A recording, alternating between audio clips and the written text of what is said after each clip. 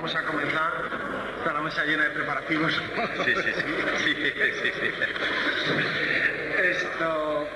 Quisiéramos, ante todo, disculparnos o quizás disculpar a Correos, porque todavía no han llegado las citaciones de estas conferencias. Sin embargo, hace 15 días que están ya en Correos todas las citaciones para todos los socios. La carta con el programa de este último mes del curso presente está ya hace 15 días. Algunos los han recibido y algunos no. Por eso yo les voy a decir lo que va a haber este mes para que lo sepan aquellas personas que no lo hayan recibido.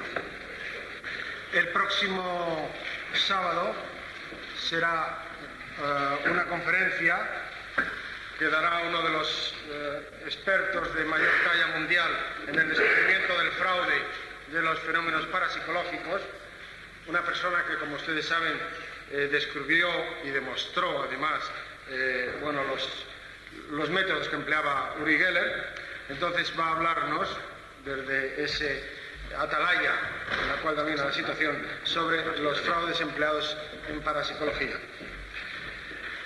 El conferenciante del siguiente sábado ya baja mucho en categoría y les hablará de los problemas que tiene la medicina y la psicología. Puede ser que sea un rollo, pero vamos, yo sé que el conferenciante va a hacer todos sus posibles porque quede lo más presentable.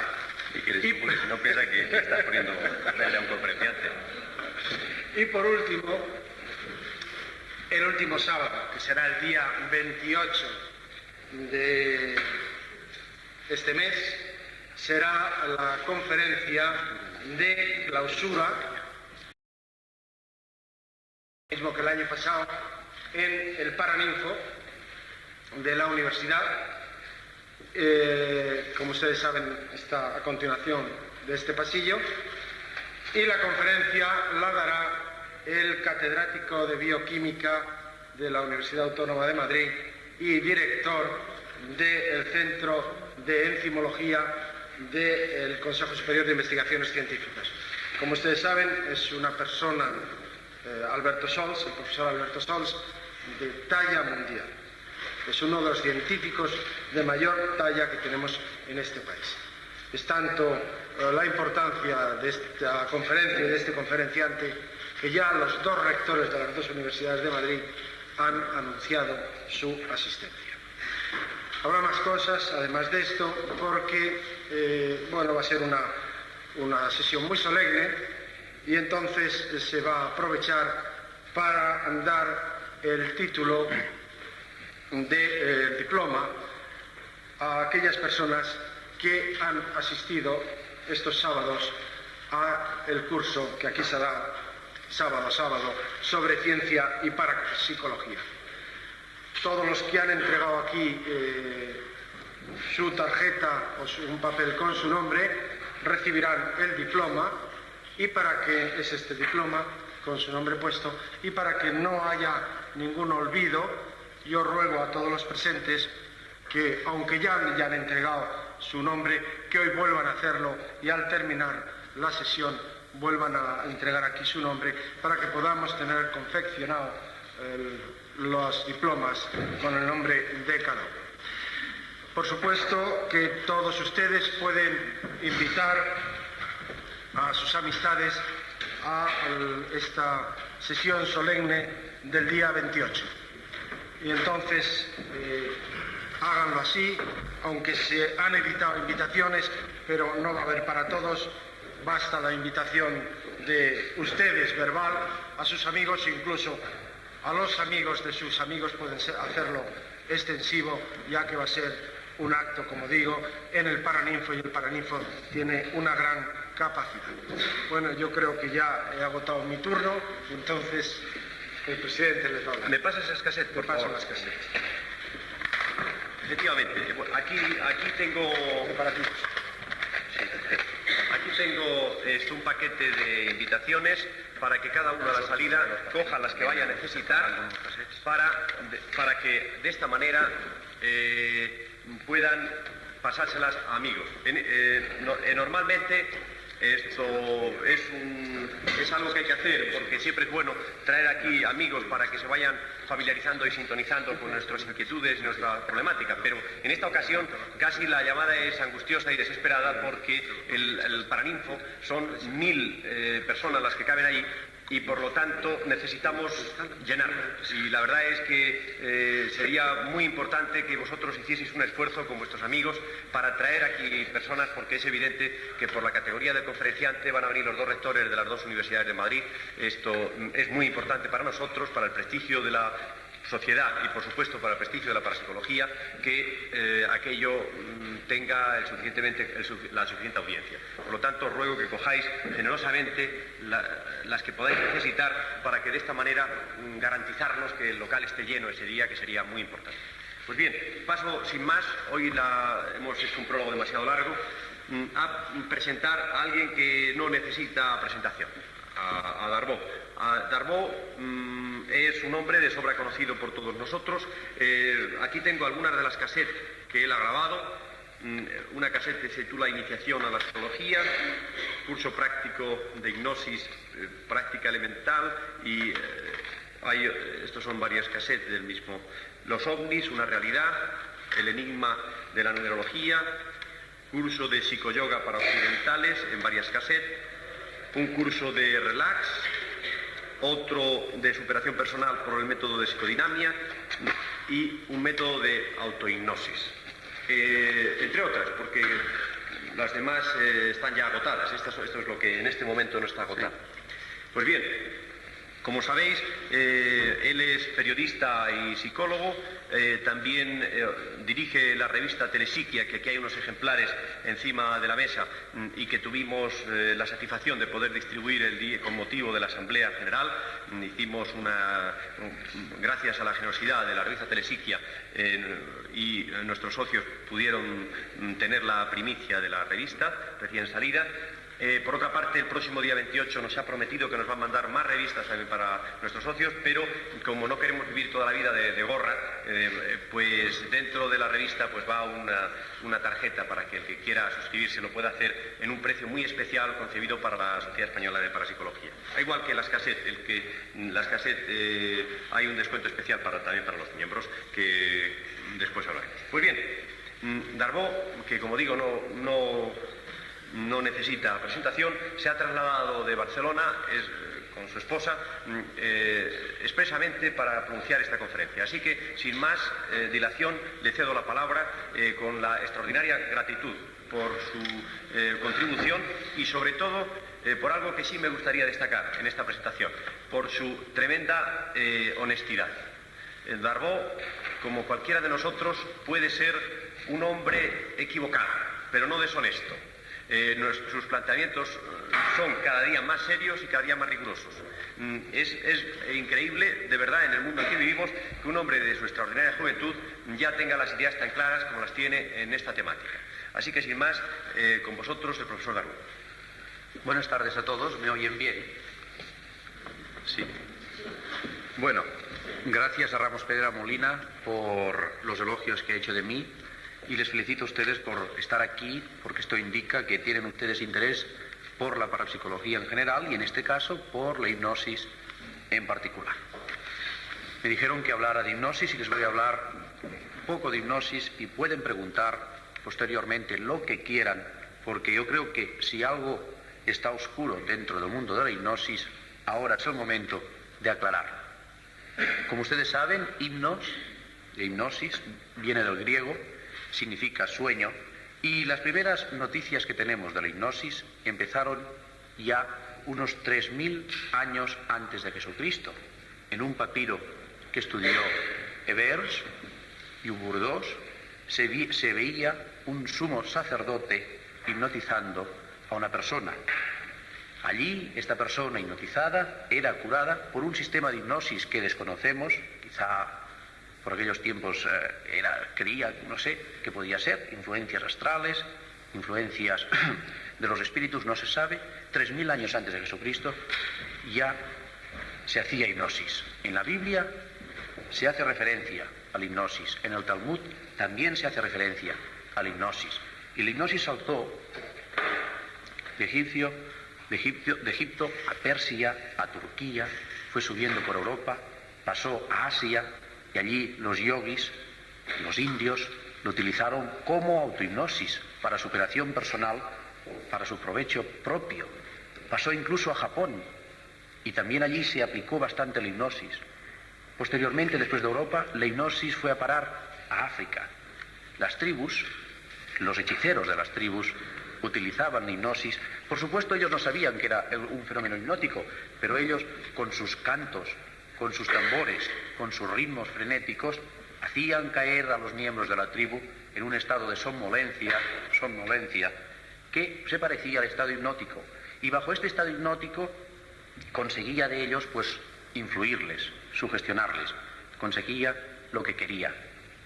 En Grecia, en donde se hacía la hipnosis, era un templo llamado Apolo y otro templo dedicado a Esculapio, dios de la medicina.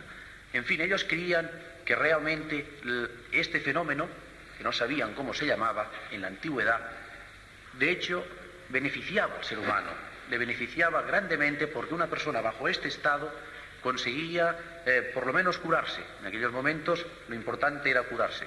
Y había muchas enfermedades, por aquel tiempo la ciencia casi no existía, no sabían nada de las enfermedades, y sabían que bajo este estado, que no tenía denominación, conseguían superarse. Así fue pasando el tiempo hasta que un buen día Paracelso fue un señor que vivió de 1493 a 1541, Paracelso, digo, era un militar que, además de militar, era también mago, era alquimista, era doctor en aquella época, era aventurero. Este hombre, Paracelso, con sus tropas, recorrió muchos países del mundo y llegó a la teoría de que había una energía procedente de los astros que influía en los seres humanos.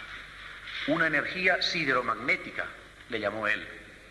Una energía que, cuando la recogían los seres humanos, conseguía que ellos, si la asimilaban bien, recuperaran la salud perdida. Y entonces Paracelso empezó a utilizar los imanes, porque con los imanes, decía él, que podía coordinar, por así decirlo, esta energía sideromagnética en el ser humano y conseguir que nadie enfermara. La cuestión es que Paracelso, en aquella época, que se distinguió bastante por estas curaciones, logró efectivamente efectuar algunas curaciones, pero cuando él murió las cosas no fueron a más. Fueron pasando los tiempos y apareció un señor muy conocido por todos, Frédéric Franz Anton Mesmer. Este señor, Mesmer, nacido en Viena, este señor recogió las teorías de Paracelso, estas teorías de la energía sideromagnética, e hizo con estas teorías su tesis doctoral. Y una vez doctor, empezó a utilizar esta energía allí, en Viena. Y efectivamente empezó a curar a gente, utilizó imanes, y bien, esto curaba, iba bien.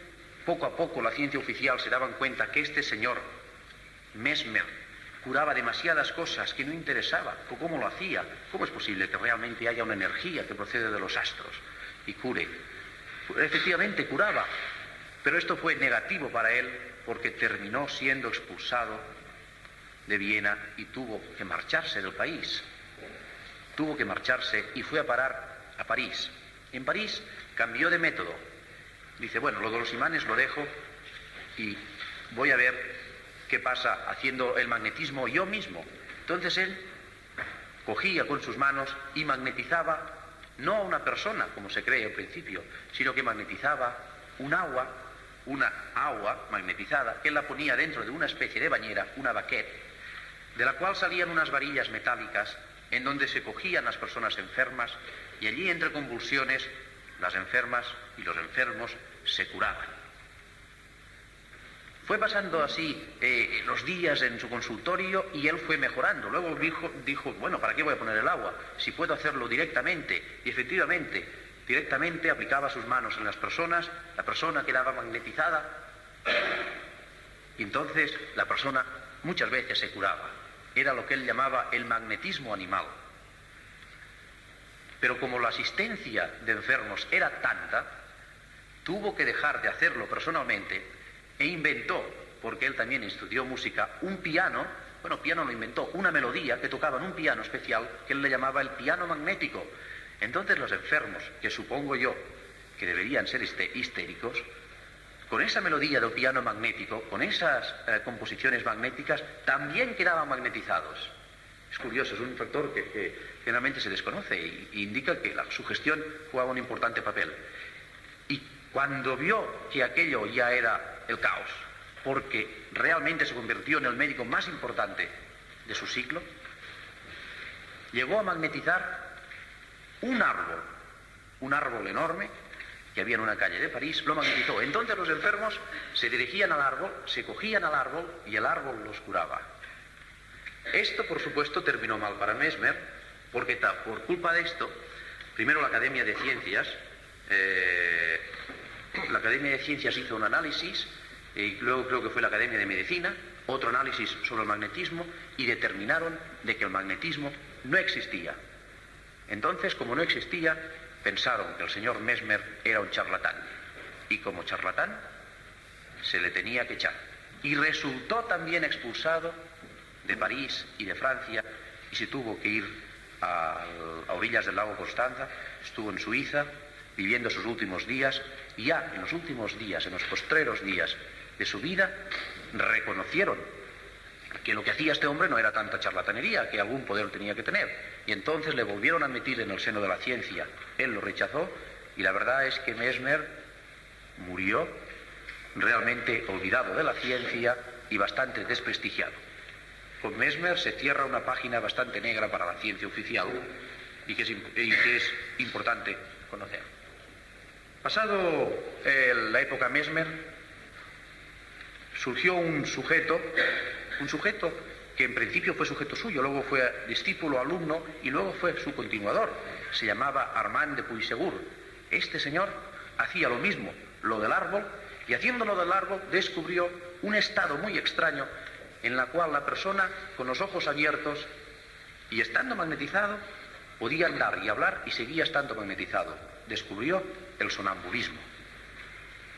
Puysegur descubrió el sonambulismo. A la vez que pasaba esto en Francia, los años 1820 o así, 15, 17, a la vez que pasaba esto en Francia, otro discípulo de él, que lo estuvo aprendiendo, que se llamaba Lafayette,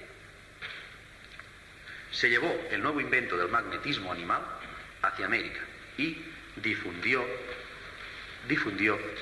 todo lo que era el magnetismo en el continente americano. Por lo tanto, Puysegur en Europa y Lafayette en América. Estamos hacia finales del 1800. Entonces, señores, a ver. Sí, entonces, cuando esto pasa, resulta que había un hipnotizador teatral que no tenía nada que ver con la prensa, que estaba causando realmente asombro por toda Europa. Este hipnotizador teatral era un hombre que en estos espectáculos de teatro pues conseguía hacer cosas maravillosas con los sujetos hipnotizados.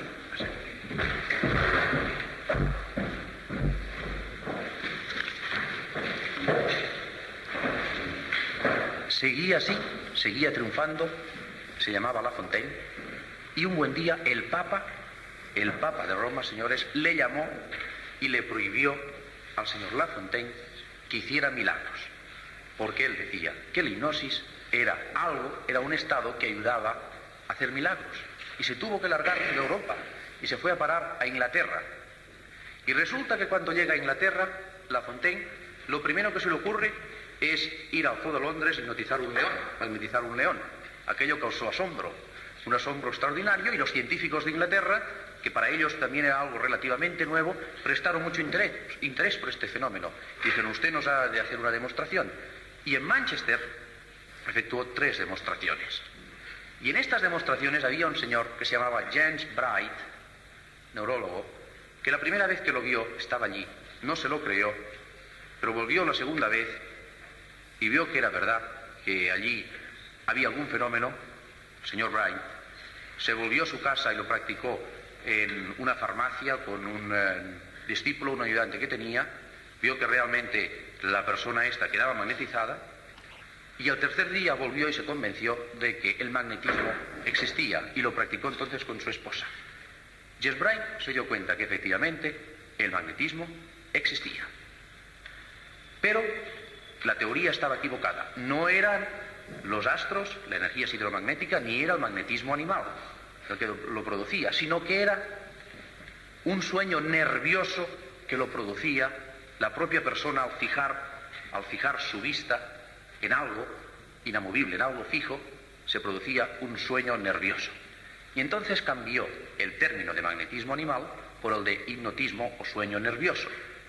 Y así fue como este señor, poniendo solamente una moneda delante suya, o poniendo una moneda en la frente y haciendo que la persona mirara la moneda, intentara mirar, que no podía mirar, y al oír el contacto quedara hipnotizado y realizara algunas operaciones. Y fue bien. Este hombre consiguió muchas curaciones y algunas operaciones bajo este estado de hipnosis, pero a pesar de todo también fue desprestigiado por sus colegas, y cuando murió lamentablemente olvidado también por la ciencia. Igual que un discípulo suyo que se llamaba Zam, en Burdeos, en Francia, le pasó exactamente lo mismo, desprestigiado por creer en una cosa maldita llamada hipnosis por aquel entonces. Las cosas se fueron solucionando cuando al principio de 1815, 20, apareció por Francia un señor que se llamaba Bernheim y Libolt, que fundaron la escuela de Nancy. Dijeron, el fenómeno hipnótico existe, lo que hemos de hacer es demostrar científicamente que existe.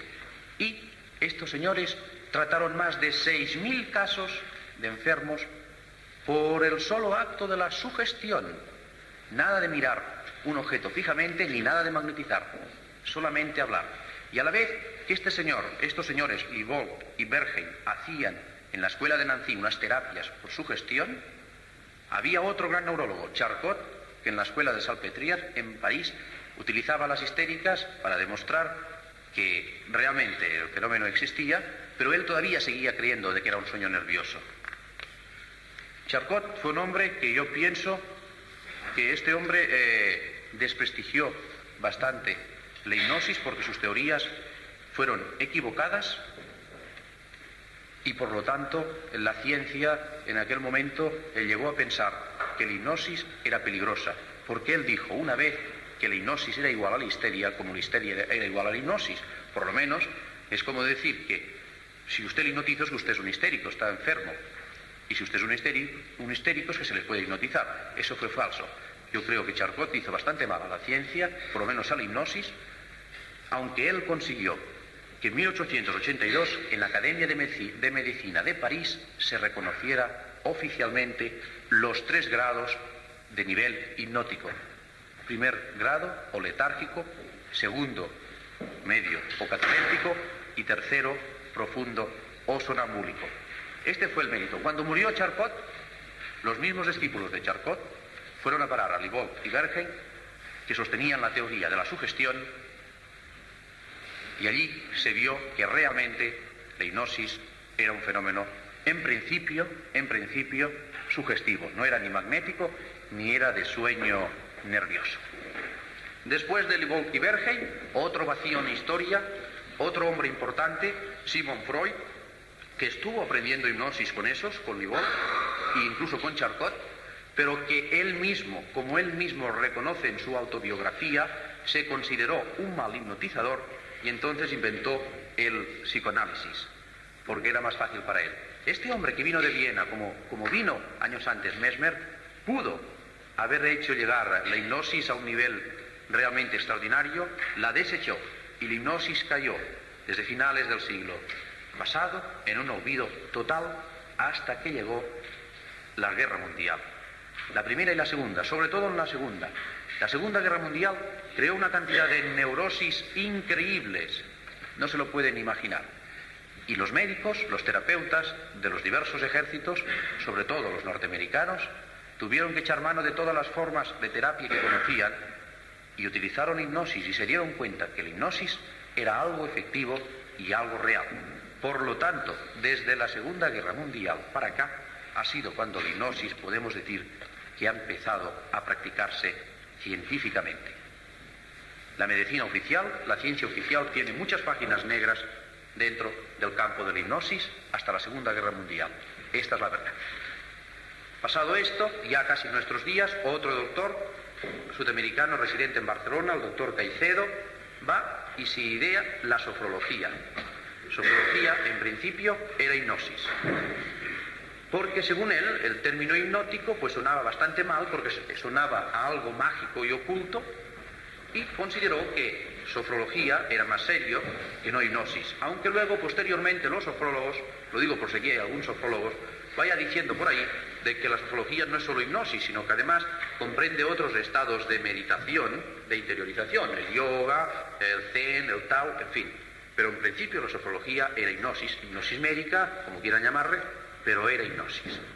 Y así estamos con la hipnosis. Ahora bien, de acuerdo, el fenómeno hipnótico, todos los que estamos aquí sabemos que existe, pero ¿qué es lo que lo produce? ¿Es realmente el magnetismo sideromagnético? ¿Es el magnetismo animal? ¿Es la sugestión? ¿Es realmente un problema histérico, un problema psíquico, un disturbio psíquico el que lo produce? Ahora vamos aquí a analizar las diferentes teorías que existen sobre el fenómeno hipnótico y que es necesario que ustedes conozcan por si alguna vez les piden opinión. Existe primero la teoría magnética, en la cual se dice que el magnetismo, que el fenómeno hipnótico se produce por magnetismo. Un magnetismo que antes procedía de los astros, pero que ahora ya no procede de los astros y que es el propio ser humano quien lo desprende. Bien, esta teoría está demostrada que no es verdadera en cuanto al fenómeno hipnótico. No voy a entrar ahora aquí en disquisiciones si el magnetismo existe o no existe, pero la prueba de que la hipnosis se puede conseguir a distancia y telepáticamente demuestra que no, por lo menos no se hace magnéticamente. Primera teoría, magnetismo, descartada. Segundo, teoría patológica, la de Charcot, una histeria. ¿Es una histeria? ¿Realmente solamente un histérico puede ser hipnotizado? Mentira también. No es cierto, no es verdad. Todo el mundo puede ser hipnotizado y todo el mundo ha sido, bueno, o todos los que se han sometido, en mayor o menor grado, prestándole más atención o menos atención, quiero decir, entrando rápidamente o entrando después de varias sesiones a la hipnosis, se pueden someter sin necesidad de tener ningún trastorno psíquico. Por lo tanto, lo de la histeria tampoco es válido. Tercero, disociación psíquica. Hay autores que sostienen que lo que se produce en el estado hipnótico es una disociación psíquica entre el consciente y el subconsciente, podemos decir, o sea, que hay dos personalidades. Es como un caso de posesión, ¿saben? Yo realmente soy yo, pero ahora estoy interpretando otro papel, el de hipnotizado. Se produce una disociación, son dos personas diferentes en una sola. Tampoco sirve, hay después la teoría volitiva, en la cual se aboga porque la hipnosis se produce simplemente por la voluntad imperiosa del hipnotizador. Aquí usted está durmiendo y durmiendo y a dormir, a dormir, a dormir. Por supuesto, esto no es verdad, porque no se necesita ninguna voluntad para hipnotizar a nadie, sino lo que se necesita es técnica para saberlo hacer. Después tenemos la teoría fisiológica, la cual se dice que en fisiología una serie de repetición de estímulos continuados, como sostenía el ruso Pavlov, producían la hipnosis. Muy bien, esto lo puede producir en animales irracionales, como puede ser el perro, como lo hizo Pavlov, en animales irracionales donde no tienen consciente, que efectivamente una serie de estímulos provoca unas respuestas. Y en parte tiene razón, es así, pero hay otro proceso más profundo todavía que luego veremos. Tenemos también la teoría interpretativa, en la que se dice que es simplemente un actor. Si yo tengo información de cómo se comporta un hipnotizado, cuando me hipnotiza me voy a comportar como yo sé que se comportan los hipnotizados. Es decir, interpretativa. Estoy interpretando que estoy hipnotizado. Pero no estoy, simplemente lo estoy interpretando. Teoría interpretativa, teoría de un actor que por supuesto esto no es, sería un fingimiento que luego se comprueba que no es. Porque una persona hipnotizada le puedes colocar en segundo grado, por ejemplo, en segundo grado le puedes colocar un frasco de amoníaco debajo de la nariz y si estuviera hipnotizado, el hombre no lo resistiría, si no estuviese hipnotizado. No lo resistiría. En cambio, se le pone debajo de la nariz y el hombre se le dice que huele a rosas y sigue oliendo a rosas y no pasa nada. Tenemos la teoría psicológica que defendía Libold y Bergheim, en la cual se aboga por una simple sugestión. Oiga, duerma, o lo que sea, o dormido, o relájese, como quieran decirle, sopor, simplemente sugestión, hablar. Tampoco es verdad. Esta se conjuga con la de los estímulos repetitivos, la fisiológica, pero tampoco es la verdadera. Tenemos la psicoanalítica, en la cual se dice que una persona hipnotizada lo que hace es regresar, efectuar una regresión infantil, a su edad infantil. Entonces no interpretando, sino sintiéndose como él era cuando era un niño. Entonces, cuando uno está hipnotizado, lo que hace es volver a su edad de niño y se comporta como un niño, obedece, lo que dice el hipnotizador es como el padre, y él interpreta de una cierta manera, pero es una regresión infantil. Tampoco es verdad esta. Y luego finalmente tenemos la psicosomática. La teoría psicosomática, que es la que está reconocida y ya mundialmente, la que sostienen todos los psicólogos, todos los psiquiatras del mundo, en fin, siempre pueden haber algunas excepciones, en la cual se dice que es una conjunción de psicología y de fisiología. Por lo tanto, la hipnosis es un fenómeno sugestivo, realmente sugestivo, de hablarle, que tiene un proceso, como Libold y Bergheim dicen, fenómeno sugestivo, que tiene un proceso neurofisiológico. Es decir, un proceso realmente nervioso, como decía Bright, y fisiológico, como decía Charcot. Aunque Charcot también sostenía lo de la histeria, pero también es fisiológico, como Pavlov, quiero decir, como sostenía Pavlov. Un proceso, un fenómeno sugestivo que tiene un proceso neurofisiológico. Esto, si quieren, se lo pueden apuntar, porque es así. Hipnosis es un fenómeno sugestivo que tiene un proceso neurofisiológico. Los estados, hemos dicho, de la hipnosis, que son tres: el hipnoideal o letárgico, el primero.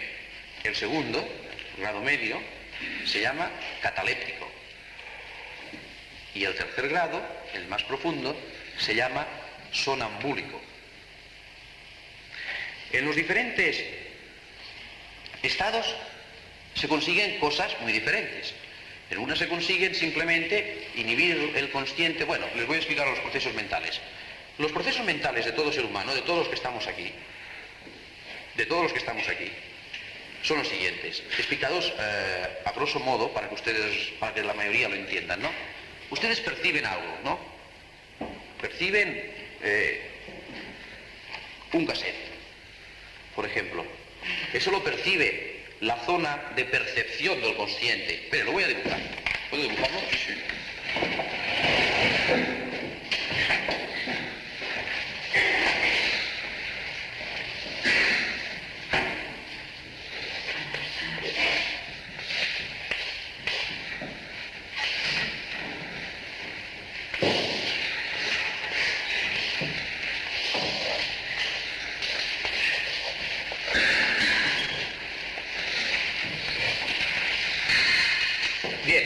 Cuando ustedes perciben el cassette, o un vaso de agua, ustedes ven algo, ¿qué es lo que ven? No, nadie sabe lo que ve.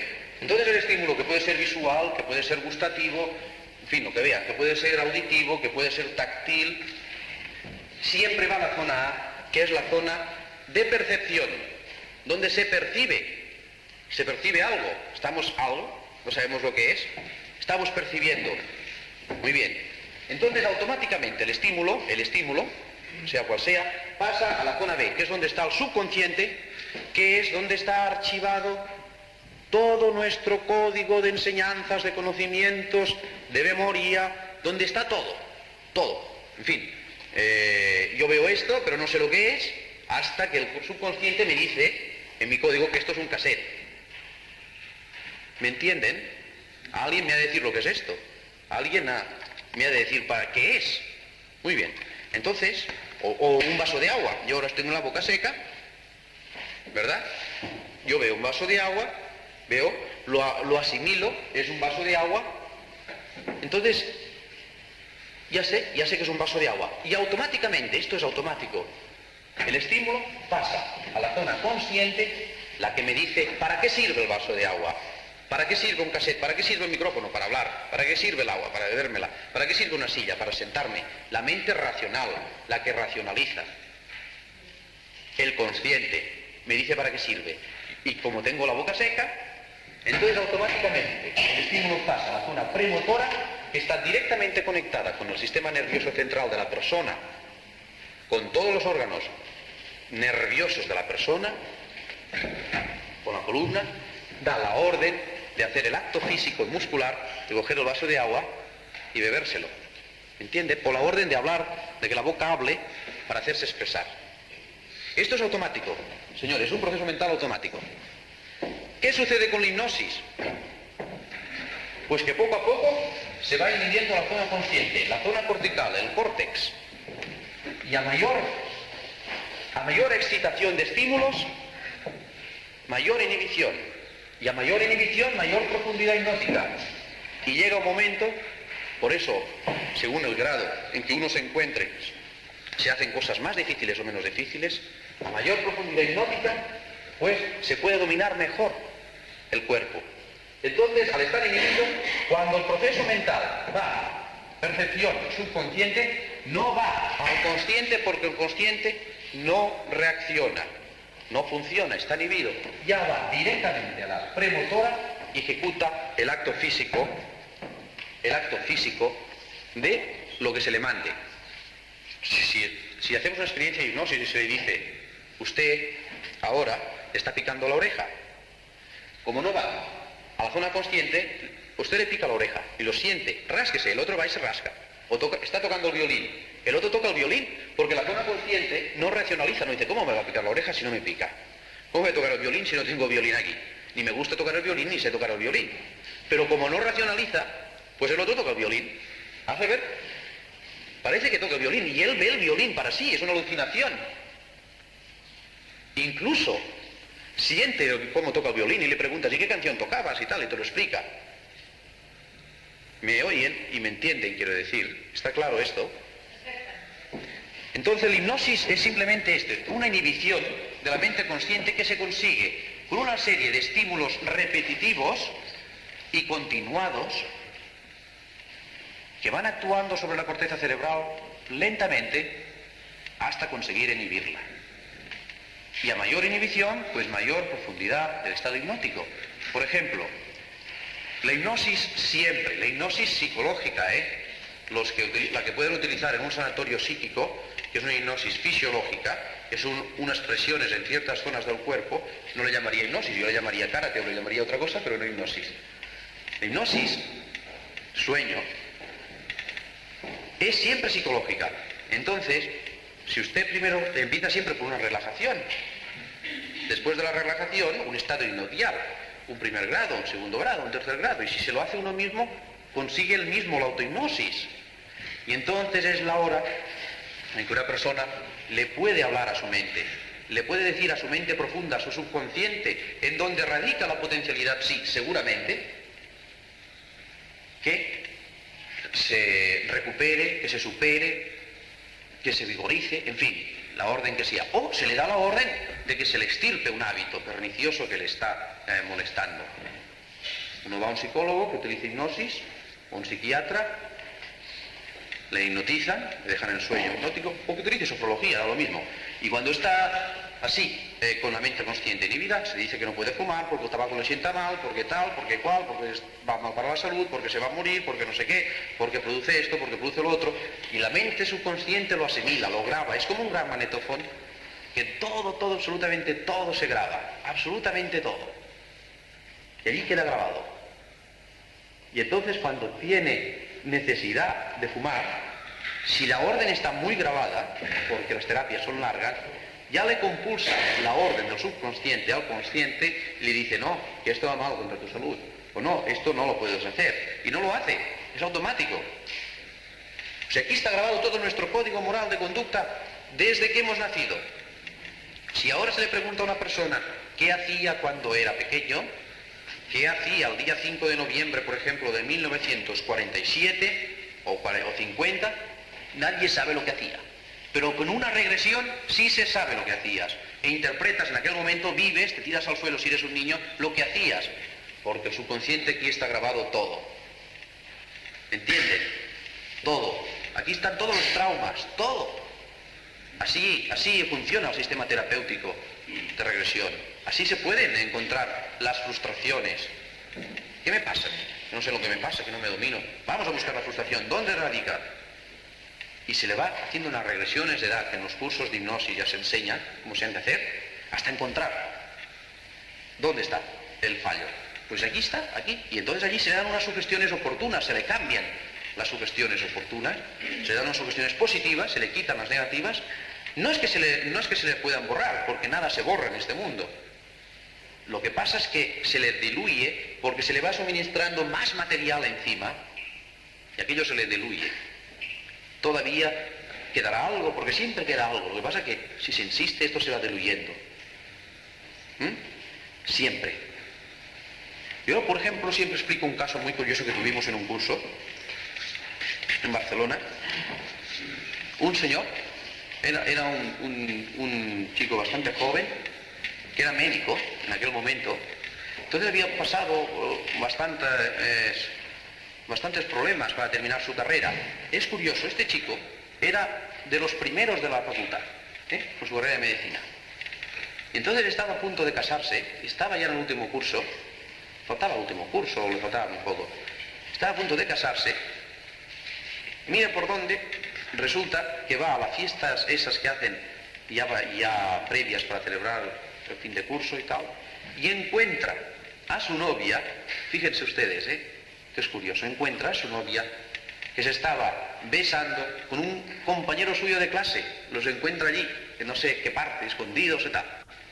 El hombre se frustra, le entra la obsesión, no va allí, no aparece más y se estira 3 o 4 años, lo que fue, sin asistir a clase, sin terminar la carrera, sin hacer nada, convirtiéndose en un auténtico vago, pero nada. Pero es que además, un vago que no sabía ni por qué era vago, porque encima el hombre sufría, soy un desgraciado, me tengo que suicidar, tal y cual. Y nadie sabía lo que le pasaba. Nadie. Muy bien, vamos a ver, una regresión. Se hace la regresión. Pum, pum. Llegamos cuando él estudiaba medicina. Estudiaba bien. Bueno, ¿cómo es posible? Es que, como eso va de una etapa de años en años, vamos a buscar la edad, otra fecha intermedia, hasta que por fin se encontró. Y nos explica la historia. Entonces, ¿qué sucede? Se le dice a esta persona, señor, usted, lo que ha pasado con esta chica, no sabe usted la suerte que ha tenido. No sabe usted la suerte que ha tenido de verlo a tiempo. Si no lo hubiera visto, ahora sería un cornudo. El otro, hipnotizado. El desgraciado su amigo, no sabe la que le ha caído encima. Usted es feliz, fíjese la que se ha salvado, y a tiempo además. No tiene que pedir ninguna anulación, ni tiene que pedir nada. Y tal igual, y así, durante un mes. El hombre salió de aquello totalmente diluido, borrado, podemos decir. Terminó su carrera de medicina y ahora es médico. Fíjense, señores, cómo las sugestiones de negativas a positivas cambian. Aquí está un trauma, una frustración, algo ha pasado. Solo es cuestión de encontrarlo. Y es lo mismo, solo dándole una interpretación positiva a la vida. Es como aquel borracho que cuando ve una botella de vino, si está a la mitad, uno lo ve medio llena y la otra la ve medio vacía, ¿no? Depende de cómo se vea. Pues es interpretar las cosas positivamente. Pero una vez se sepa hacer, es maravilloso para uno mismo. Porque uno de las prácticas más buenas que hay en hipnosis es la autohipnosis. Ahora les voy a hablar de las aplicaciones de la hipnosis. La hipnosis en el mundo, me estoy refiriendo en el mundo en general, porque en España casi no se practica, son pocos los que la practican. Se aplica en medicina, por supuesto, bajo el nombre de sofrología, otros bajo el nombre de hipnosis, como quieran decirlo. Se aplica en cirugía. Hay muchas personas que son alérgicas a la anestesia química. Esto es evidente. Entonces se le da de suministrar una anestesia psicógena. No hablemos, por ejemplo, existe en el parto sin dolor también. En fin, hay muchos en el parto profiláctico, hay muchos sistemas. Se aplica en cirugía, se aplica en obstetricia, se aplica en psiquiatría, se aplica en diversos campos de la medicina, psicología. Dentro de medicina se aplica en muchos casos. Incluso, muy frecuentemente, y en Barcelona yo por lo menos sé 2 que lo hacen, se aplica en odontología, 2 médicos dentistas. En vez de suministrar la anestesia química con la inyección que siempre en mayor o menor grado causa temor y a otros pánico, que te van con una hipodérmica allí a clavar, pues ya en el consultorio ya empiezan a ponerles una música de relajación y tal, y les llegan a relajar, un primer grado inodial, segundo grado si es necesario, en fin, lo que sea necesario, y extraen la prótesis dental, lo que tengan que extraer, la muela, el diente, lo que sea, bajo estado hipnótico. Se aplica en odontología y funciona, funciona siempre. También se aplica la hipnosis en pedagogía. Pedagogía, en muchos países, en los laboratorios de idiomas, en los colegios, se suministra material por los cascos, o sin los cascos, pero mucho mejor con los cascos, una persona sometida a un simple primer grado, no es necesario profundizar mucho, es una relajación un poco profunda, que todo el mundo puede practicar. Se le suministra toda la información, toda, del curso grabado, pum, pum, pum, pum, pum, y se le graba todo en el subconsciente. Y el otro cuando despierta y se le hace hacer un examen o se le pregunta, no lo recuerda al pie de la letra, por supuesto que no, pero sabe lo que es, sabe lo que es, hágame de esto, y el hombre sabe de qué se trata y te habla bien del tema y aprueba. Y esto tiene que ser muy fabuloso para que los rusos, por fin, después de que ellos han tenido muchos años prohibida la hipnosis, solamente la pudieran hacer los miembros del partido, entonces ahora ya tienen laboratorios de este tipo que utilizan la hipnosis para pedagogía, para enseñanza, para aprender. Y aquí en España también se ha hecho. Y existen unos sistemas de estudiar durmiendo, que es una variación de la hipnosis, que es cuando duermes. No sé si habrán ustedes oído hablar del sistema subliminal, que te suministran la lección, si estudias inglés, lo que estudies, a través de un altavoz extraplano que hay debajo de la almohada y que se te graba. ¿Entienden? O sea, este sistema funciona y funciona bien. Se aplica también en deportes. En deportes se aplica muchísimo. Los japoneses lo han utilizado, los australianos son los que más lo utilizan, los americanos en las Olimpiadas. Los mismos nadadores reconocen que estaban condicionados así. Lo reconocen, realmente así fue, estaban condicionados. Y se aplica en fútbol incluso, en Italia, creo que fue hace 2 años, había un equipo de 3ª división, creo que fue, que lo cogió un psicólogo, y nada, yo no voy a hacer esta experiencia. Pues en un año subió 2ª y luego subió 1ª y perfectamente bien. Y les hacía hipnosis. Yo mismo he visto a Elenio Herrera, cuando era entrenador del Barcelona, cómo utilizaba técnicas de sugestión. Yo he visto. Y, por ejemplo, cuando estaba el doctor Toba, de seleccionador nacional, yo he estado con su psicólogo que a la media parte, cuando los tenía concentrados, les hacía sesiones de relajación profunda. Y efectivamente, es que se obtienen unos resultados extraordinarios. Una persona, si yo estoy medio fastidiada porque estoy un poco lesionado, porque hoy se le somete a este estado, que de hecho es un estado profundo de relajación, podemos decir, y el hombre da lo máximo que puede dar de sí, da lo máximo, todo su organismo. Solo es cuestión de saberse concentrar y desear que consiga lo máximo, y se consigue. En los Estados Unidos se aplica también, esto para las señoras, en los institutos de belleza. Ustedes, señoras, saben que su gran problema es el de las arrugas, todo el mundo lo sabe. Si las arrugas son somáticas, no hay nada a hacer. Claro, si uno tiene la nariz, por ejemplo, torcida, pues siempre tendrá una arruga. Pero si la arruga es psíquica, si la arruga está causada por cansancio, por estrés, se puede quitar. Y en los modernos salones de belleza de Estados Unidos se utiliza, hay grandes salones de relajación, donde las señoras van allí, practican, se están 1 hora, media hora, 3/4 de hora, y si la arruga es simplemente psíquica, se consigue, se les van dando sugestiones, se les vigoriza la piel, podríamos decir, rejuvenece y mejora. Hay una famosa madame en España que se llama Francis.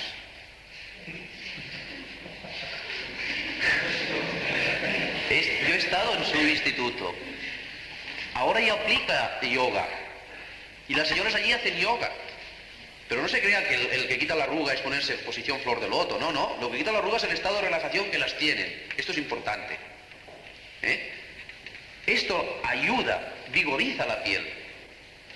Siempre y cuando, ya digo, no sea un problema del propio organismo, ¿no? Que le tenga una cicatriz. Pero si es por cansancio, se supera. Y con simple relajación se notan estos ejercicios. Se notan, de verdad. No se lo pueden imaginar. El dormir mal y todo esto se supera, porque piensen que media hora de relajación, simplemente media hora, equivale a 2 horas de sueño fisiológico. Fíjense, el organismo descansa mucho más profundamente. Es mucho mejor. Bueno, también se aplica la hipnosis en espectáculos, esto por supuesto, todo el mundo lo sabe, en teatros, en películas, en televisión, en muchos sitios se aplica en Alemania, por ejemplo, en Estados Unidos, en cabarets también por las noches hacen sesiones de hipnosis espectacular, muchas de ellas son trucadas, otras no. En fin, es una actividad más, una aplicación más de la hipnosis que muchos desprecian, pero que yo no desprecio, porque la gente que se dedica a hacer esto, que realmente trabaja siempre, yo eso lo he comprobado, en primeros grados muy sencillos, porque no les da ni tiempo de profundizar, lo que hacen en el fondo es fomentar la hipnosis, de alguna forma. Y la verdad es que desde finales del siglo pasado y desde que Liebowitz y Wertheim dejaron de interesarse, porque murieron, claro, por la hipnosis, y desde que Freud no le interesó nunca la hipnosis, hasta que llegó la Segunda Guerra Mundial, las únicas personas que han mantenido la hipnosis por todo el mundo han sido los hipnólogos o hipnotizadores de teatro. Aquí en España, ¿quién hacía hipnosis hace 50 años? Pues gente como Passman, gente como L'Alba, gente como Onofre, como en Francia. Muy bien, son buenos, son malos, son farsantes, lo que quieran, pero ellos eran los únicos. Entonces no les hemos de despreciar, Creo que tienen por lo menos un respeto, que han hecho algo cuando nadie podía hacerlo y nadie sabía hacerlo. Algunos de ellos luego se han convertido en profesores de hipnosis de los demás, como es el caso de Fassman. En fin, la hipnosis espectacular es otro sistema más. Se aplica también la hipnosis en la ciencia. Yo tengo informaciones sobre los de la NASA, sobre algunas cosas de la NASA, y algunas investigaciones, y algunas cosas, y efectivamente consiguen que una persona hipnotizada, se le ponga rodeada de hielo, como si estuviera en el Polo Norte, se les den sugestiones de calor, de que su cuerpo genera calor, mucho más calor, genera mucho calor, y consigue esta persona, como si de un fenómeno paranormal se tratara, fundir el hielo alrededor. Parece también increíble, pero es verdad. Por lo tanto, se aplica dentro de la ciencia. Se aplica en parapsicología. No voy a decir ahora, estando Ramos Pérez adelante, que se aplica en parapsicología. Pero ya saben que la hipnosis en parapsicología facilita la exteriorización del fenómeno paranormal. Porque el gran inconveniente del fenómeno paranormal, que se ha producido conscientemente, me estoy refiriendo, es que la mente consciente, pues, divaga, se dispersa, no se concentra e evita que se produzca. En cambio, cuando se inhibe, si una persona tiene facultades, es más fácil producir el fenómeno paranormal. Si una persona tiene facultades de clarividencia o de telepatía, de premonición, una persona con la mente inhibida, si tiene facultades y le transmito la imagen, la recibe perfectamente. En fin, se aplica dentro de este campo. Se aplica también en la vida profesional. En Inglaterra mismo ya ha llegado, y en Japón ha llegado al extremo máximo. Allí en las grandes cadenas de trabajadores, tipo SEAT, como diríamos aquí, o tipo una casa de televisores, en fin, donde trabaja gente, mucha gente, como no rinden muchos, porque muchos, como siempre, en las cadenas siempre falta gente y tal y cual, entonces se les da sugestiones de que cada una hora, por ejemplo, si tiene necesidad de ir al lavabo o de fumar un cigarrillo, se levantarán, estarán 5 minutos, fumarán un cigarrillo o 1 minuto y volverán, y solamente se concentrarán en lo que hacen, en poner el tornillo, o en hacer el agujero, o en hacer lo que hacen, y sale bien. Han obtenido más rendimiento. En Inglaterra ha llegado al extremo de fábricas de gente que no fuma nada, los tienen tan acondicionados que no fuman nada mientras trabajan. O sea, para que estén solo en la cadena, con el agujero y tal, esto parece ya una cosa inhumana. Pero, quiero decir, rinden más. En la vida profesional se utiliza.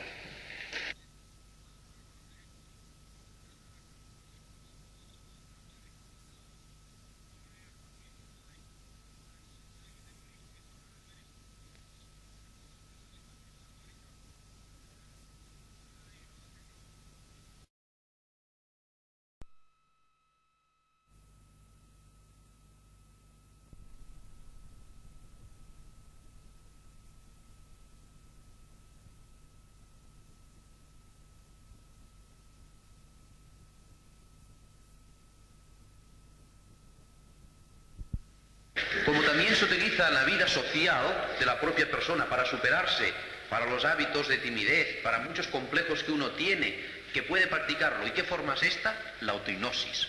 La autohipnosis es el sistema más sencillo, es el sistema que más se conoce en Estados Unidos y que allí lo practica todo el mundo. Allí son muchos los cassettes, los discos, los métodos de autohipnosis que la gente utiliza, porque para vivir aquella situación de estrés solamente se puede mantener con autohipnosis. ¿Qué es autohipnosis? Una superación personal. ¿Qué es la hipnosis? La hipnosis es un estado de relajación profunda. Por lo tanto, yo les digo lo siguiente: si ustedes aprenden a relajarse, ustedes serán otros hombres, otras mujeres. Ustedes se superarán en verdad y lograrán lo que nunca imaginaron lograr. Solamente les pido que se relajen. Pruébenlo esta noche. Relájense si saben, si les han enseñado. Y si no les han enseñado, da lo mismo, aunque esto parezca comercial. Y es que de hecho lo es, yo no miento a nadie. Aquí tenemos unos cassettes de relajación que solamente tienen que escucharlo y seguir la respiración que aquí se dice, nada más. Y cuando ustedes se relajen, mañana me lo explican cómo han dormido ustedes y si han notado diferencia. Una vez sepan relajarse, pueden conseguir hacer trabajar la mente en su propio beneficio. Pueden lograr lo que deseen por el método de dinámica psíquica, psicodinamia, por un método que consiste en trabajar positivamente, en darse sugestiones propias y hacer que éstas actúen sobre el propio organismo. Método de psicodinamia, segundo método para los que sepan relajarse. Método de superación realmente, método muy bueno. Y si usted lo que tiene ahora es un hábito de drogas, un hábito de alcohol, un hábito de fumar, un hábito sexual, un hábito de cleptomanía, la autohipnosis, un método de relajación todavía más profunda, en la cual una persona misma puede autohipnotizarse y conseguirse extirpar todo tipo de hábitos, vicios y tendencias perniciosas. Esto es superación personal, señores. Y esto está solamente encaminado para que ustedes, para que el ser humano por sí mismo se supere. Que no me diga como allí hay un señor que me hacía así con la cabeza diciendo que no le han enseñado a relajarse. Todo el mundo puede aprender a relajarse, todo el mundo puede aprender a superarse y de hecho, aquí están las pruebas, solo es cuestión de quererse someter, de probarlo, solo es cuestión de poner buena voluntad y escuchar. Yo creo que la hipnosis no le hará daño a nadie. Ahora vamos a pasar al coloquio, porque ustedes pueden preguntar, pueden tener dudas y yo les aclararé.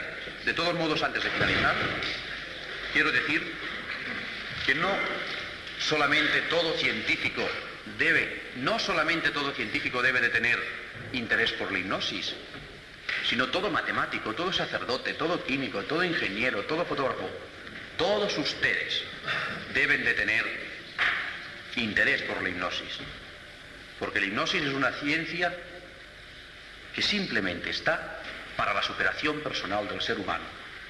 Por lo tanto, ignorar esto sería desconocer su verdadera significación. Muchas gracias.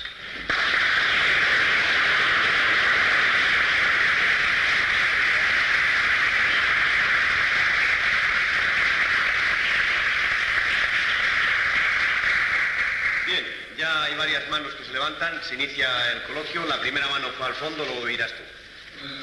Hace años hacía en el teatro ponerse, me imagino que para la hipnosis estaba paralítico, se ponía apoyar la cabeza en un lado, una silla, los pies en hombros y una piedra de la arenisca, la partía en un mazo.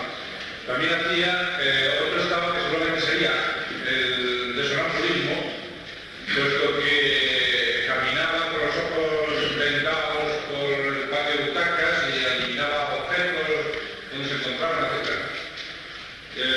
Naturalmente, puesto que la hipnosis es el sacar la energía, los electrones, digamos, el magnetismo, sacarlo fuera, conforme está saliendo fuera, pues va pasando por distintas fases. O sea, la hipnosis consiste, por lo visto, pregunto yo, en convencerse a sí mismo de que el magnetismo va a expresarse. Bueno, el magnetismo científicamente no existe. O sea, estamos hablando de procesos neurofisiológicos que son producidos por un fenómeno de sugestión, ¿no? Entonces, La autohipnosis consiste en sugestionarse, autosugestionarse, su mente interna, de que usted puede lograr aquello y de hecho lo logra. ¿Me entiende? Evita que la mente se disperse. Simplemente esto. Y provoca que el subconsciente trabaje para uno mismo. Porque vamos a ver. Yo ahora aquí le pongo un tablero. Simplemente esta mesa. Usted sería capaz de pasar ahora por esta mesa, ¿verdad? Por encima de la mesa. Pero esta misma mesa, ese mismo tablero, a 50 metros usted no lo pasa. ¿Por qué no lo pasa?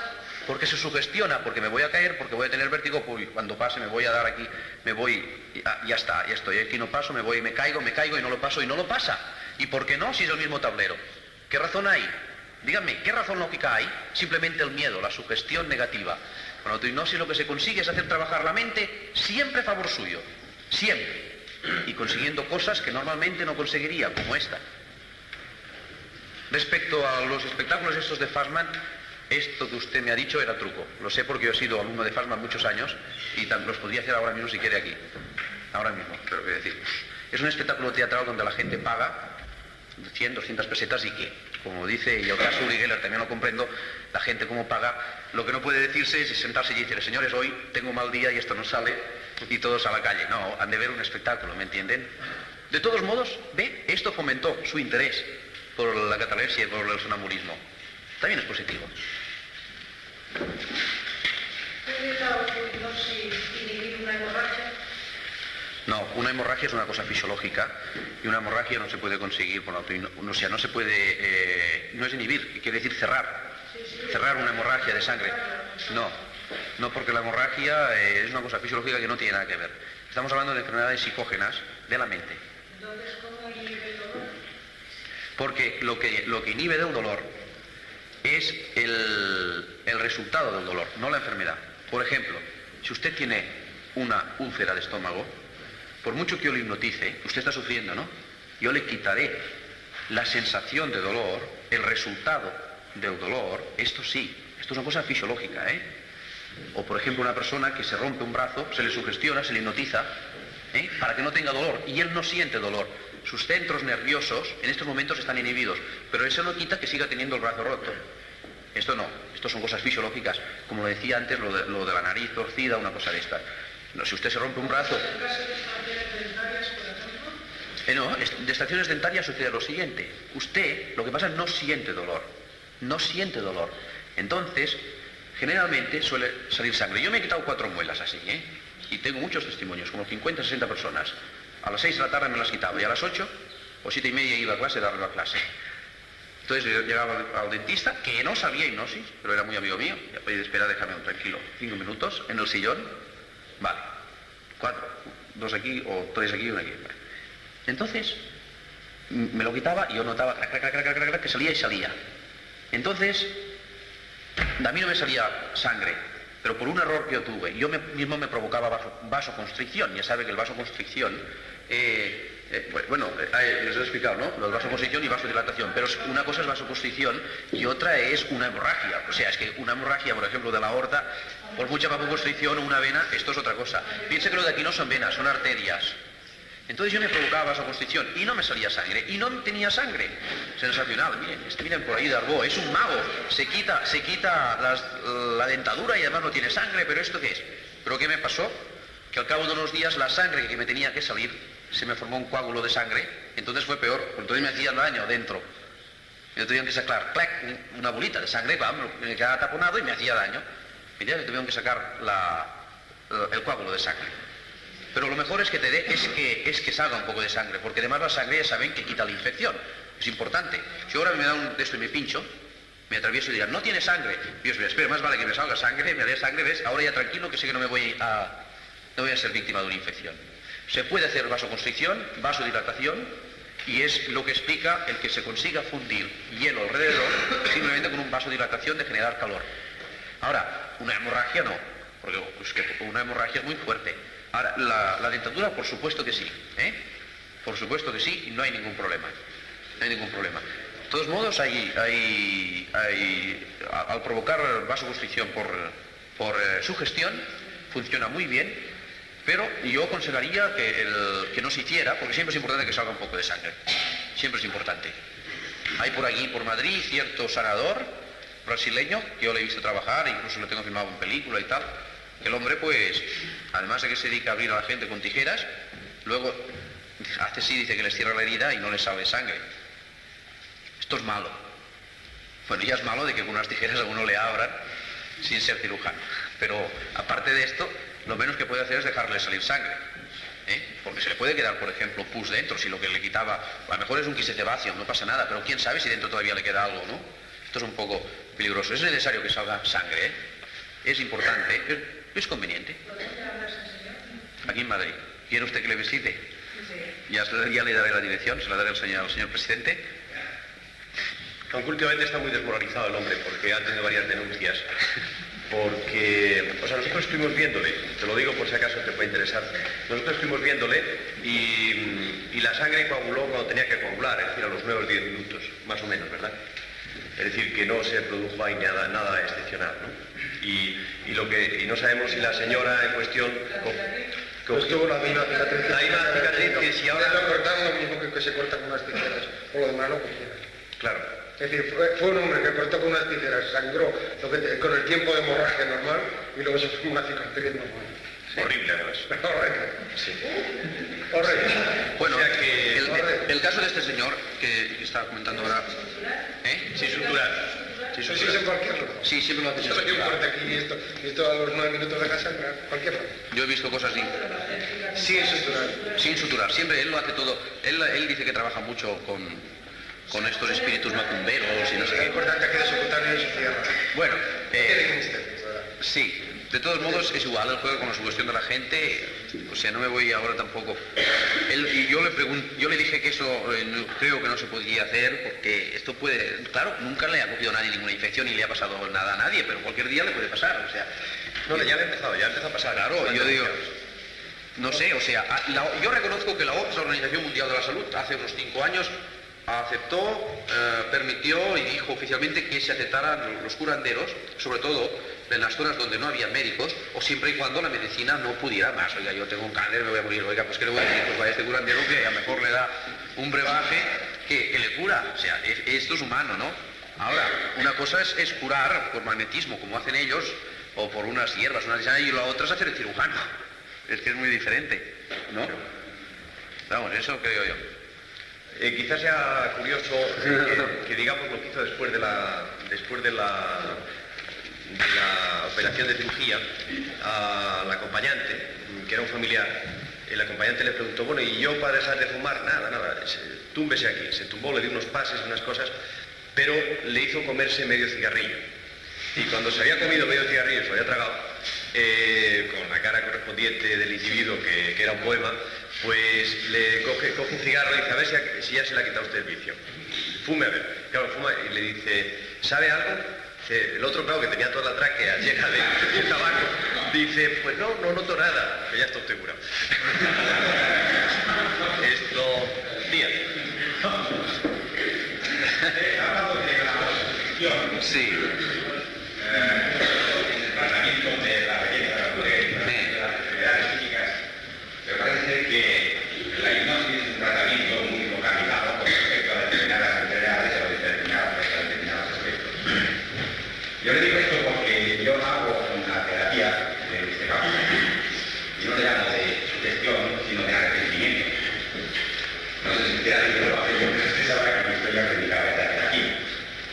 Entonces, la terapia que yo hago de arrepentimiento, primero es dar un conocimiento perfecto, lo más perfecto posible, de lo que es la simbología verbal, por la cual trabaja la mente mecánica, la que lleva la mente verbal, y entonces se libera la inteligencia biológica, que es la abstracta.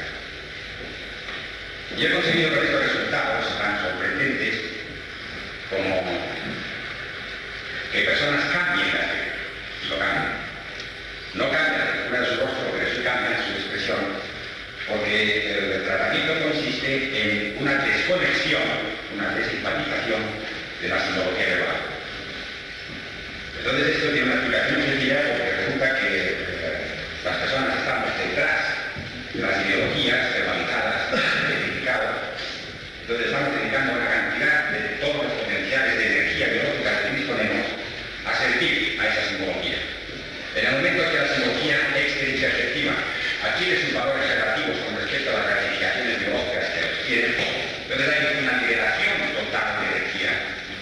y todo el cuerpo, todo el soma, el propio soma, y todo el psicosoma puede dedicarse, primero de todo, a regular las estructuras regulares, a regular las funciones y a dedicarse a una funcionalidad biológica perfecta y va desconectando los mecanismos de pensamiento. Entonces, yo he practicado la hipnosis y he visto que para hipnotizar hay que centrar, hay que dirigir con un foco a un determinado punto. Entonces, yo he querido ver qué es la hipnosis. Como yo he descubierto que la motivación del hombre viene de dentro, una cosa que se llama sufrimiento biológico como consecuencia de sufrimiento fetal que tenemos también. Entonces, esto es una inversión de los potenciales que van desde dentro hacia afuera. Y entonces, esa inversión, que viene de la motivación desde el exterior, produce una inversión de corrientes y produce esta desconexión, no la podemos explicar aquí, porque yo tengo no localizo, no me gusta localizar, y produce la desconexión. Y entonces resulta que todas las sugestiones que van de fuera a adentro siguen el curso hacia los sectores. Porque el circuito estático no varía, el circuito estático es lo mismo, pero sin embargo el curso de la energía, el potencial, se invierte. Entonces, al invertirse, en vez de obedecer a las motivaciones internas, está obedeciendo a las sugestiones externas como consecuencia de esta inversión. Pero sobre todo, puesto que dentro usted tiene una escuela de esto, de autosugestión y de hipnosis, la mejor fórmula para generalizar, porque a una persona, a una mujer, por ejemplo, se le puede quitar las arrugas de la cara de los ojos. Porque las arrugas de los ojos es como una preocupación excesiva con respecto a algo. Sí, Pero después de localizar esta preocupación, esa especie de psicoanálisis, se lo tiene que traer, y cuando se lo trae usted se lo cura. Pero si por este sistema de arrepentimiento lo que hace es una liberación total. Bueno. Y yo he tenido enfermos esquizofrénicos que los han desahuciado los psiquiatras, y al cabo de 2 o 3 meses las personas son casi normales. Son personas que son capaces de estar escuchando durante un cuarto de hora sin replicar. Sí. Porque sabrás lo que quiere decir. Bueno, sí, lo que usted dice tiene toda la razón, además, y me parece bien. No creo que sea apropiado el término de arrepentimiento. En todo caso, sí de aceptación de sus propios errores, ¿no? No tiene por qué arrepentirse, sino aceptarlos, porque yo creo que la labor... Es que al decir arrepentirse es como entrar un poco en materia algo de tipo religioso. No, aunque no sea religión, quiero decir el sistema. Porque por ejemplo... Un momentito, porque es que hay una cosa que quiero que me gustaría mucho aclarar. Y es que lo de religioso lo dicen los religiosos. Sí. Pero yo... Quiero decir, es que nadie tiene que arrepentirse de nada, yo creo. Si se toma por arrepentimiento por lo que realmente significa, que es una autorreestructuración de los pensamientos, no tengo por qué hablar de religión, podemos hablar de medicina. Es una regeneración, podemos decir. Porque el gran, es que nos estamos saliendo un poco del tema, pero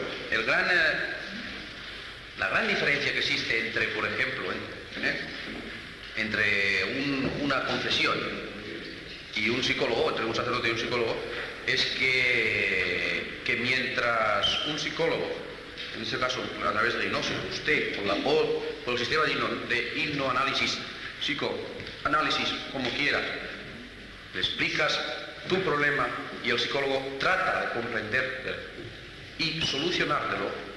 En el otro sistema, además de que le explicas el problema y que no te lo solucionan, encima te castigan, te ponen un arrepentimiento, rezan no sé cuántos. ¿Me entiende? Quiero decir, el sistema de arrepentimiento no me gusta. No, lo que usted me dice, no, ya lo sé. Es lo mismo que hacen los pero en general, o sea, no hay síndrome curado si la persona no se enfrenta. Mientras la persona se haga justifique, mientras encuentre justificaciones va a tener síndrome. Y mientras sea síndrome va a tener. Efectivamente, esto sí. Lo primero que hay que hacer es enseñarle a acercarse consigo mismo, darle un poco de dignidad, un poco de autojusticia, que se juzgue a sí mismo, que se frente a sí mismo. Sí. No será un arrepentimiento de sacerdote que pero no es que él se arrepiente, él lo que hace es reconocer sus fallos, pero no se arrepiente de tenerlos. Nos estamos desviando del tema de hoy. Bueno. Había un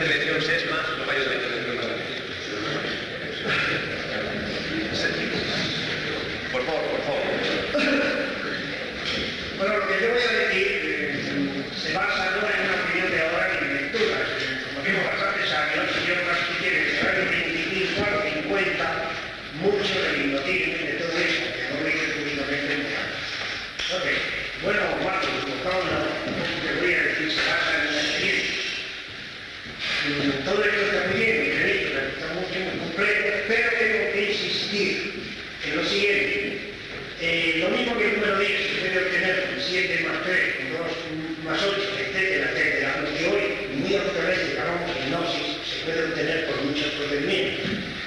Es decir, creo sinceramente que hay un predominio de influencia psicológica, la sujeción, un predominio de influencia hipnótica, como pasa con el hipnotismo animal, en que difícilmente se puede hablar cuando se hipnotiza a una gallina o a un conejo de una influencia psicológica, puesto que no tienen nuestra propia psicología y si hay un efecto hipnótico, como a veces pasa en los faros de un coche cuando atraviesa un animal a la carretera, lo deja ahí paralítico, casi puro, ¿no?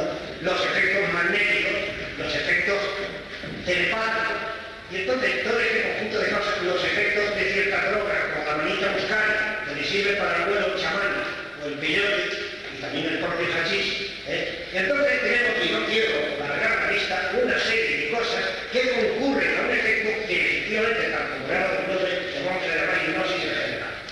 Pero, perdón, yo creo que es muy interesante no olvidar los caminos, porque en la práctica que yo tuve, observé que con el método lo más puro posible, el magnetismo, es decir, evitando toda sugestión, evitando toda presión en los globos oculares, etcétera, etcétera, sino con pases sin tocar el cuerpo, porque no hay que tocar el cuerpo, tú digas, uno lo haga porque quiera, porque eso sería un masaje. Es decir, los pases, de una forma dinámica, sobre la superficie del cuerpo, a cierta distancia, provocan con una gran facilidad, y esto podría yo repetir un día si quisiera, la exteriorización de la sensibilidad, no el desdoblamiento, del que habló tanto el Turbumbí, etcétera.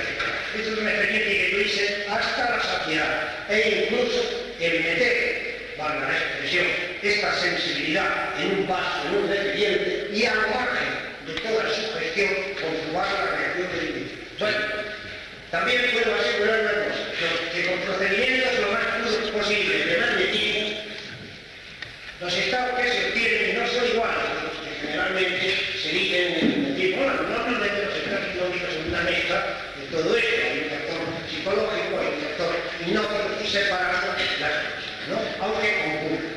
Y en cambio, los fenómenos de tanto interés para la psicología se producen en una proporción verdaderamente extraordinaria y muy superior si se hacen magnetizaciones públicas.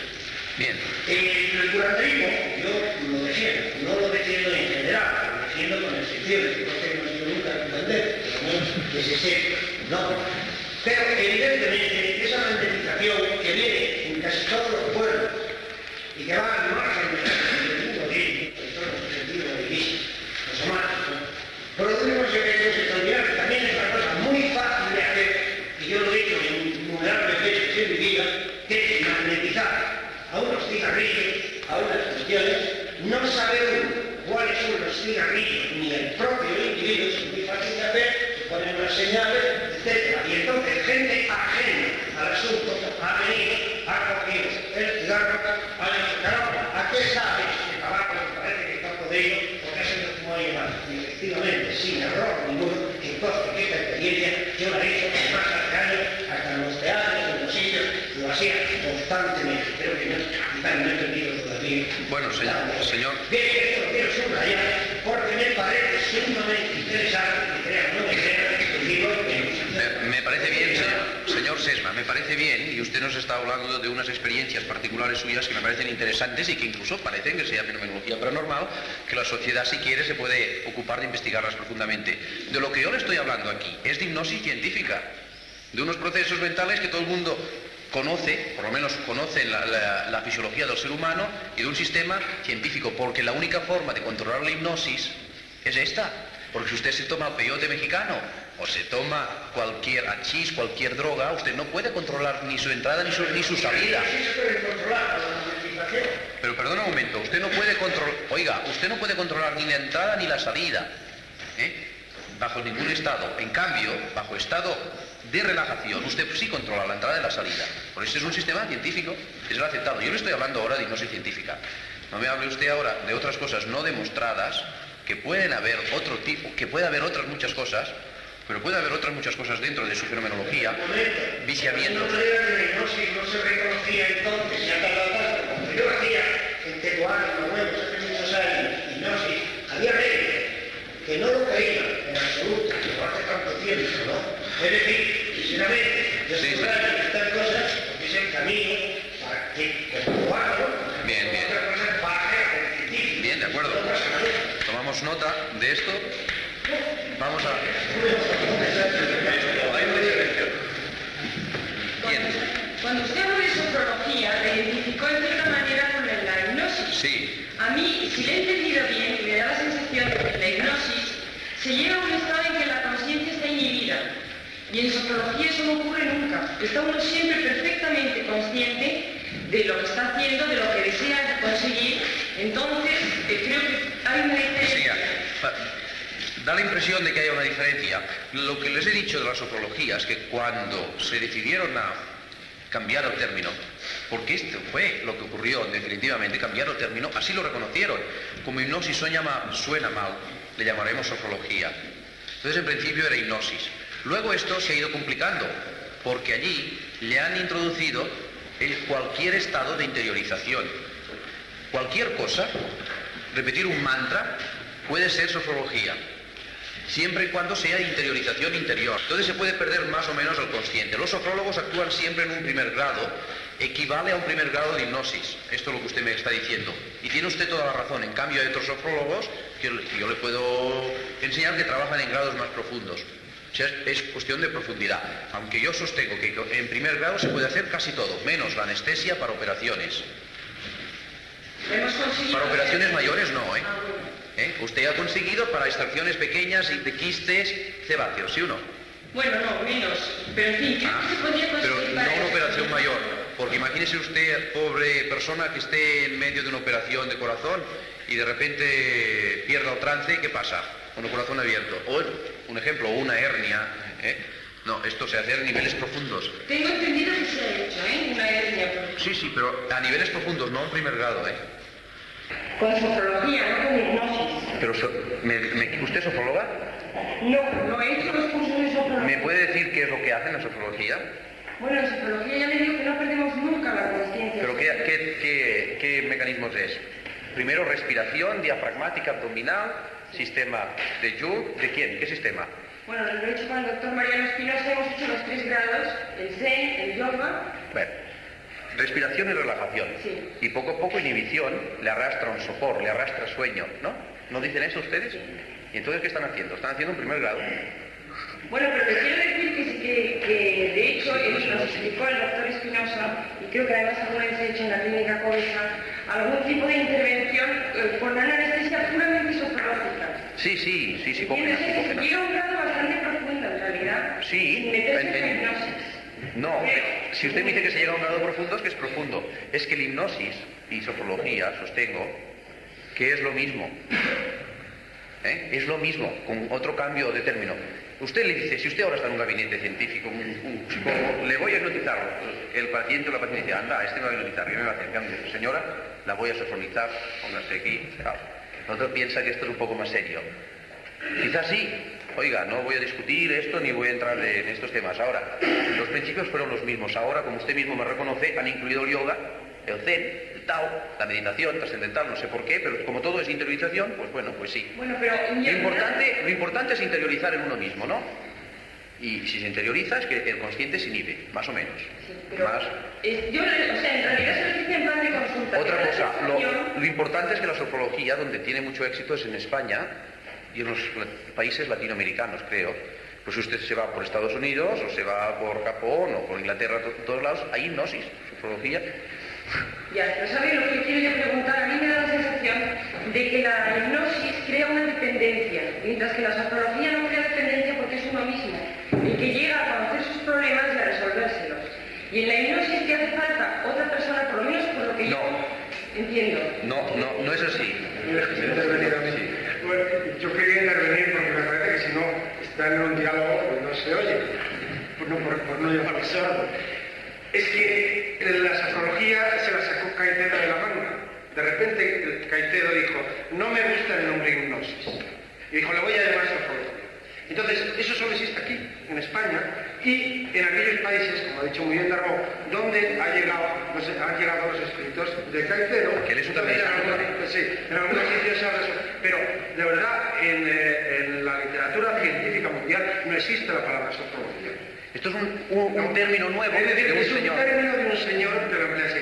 Después, para la hipnosis, la empleó para la hipnosis. Entonces, hipnosis es el concepto que válido en ciencias dentro de la ciencia mundial. La sofrología es un concepto especial. Luego dijo, ¿cómo le pongo además unas cuantas pasas para que la tarta sea más apetitosa?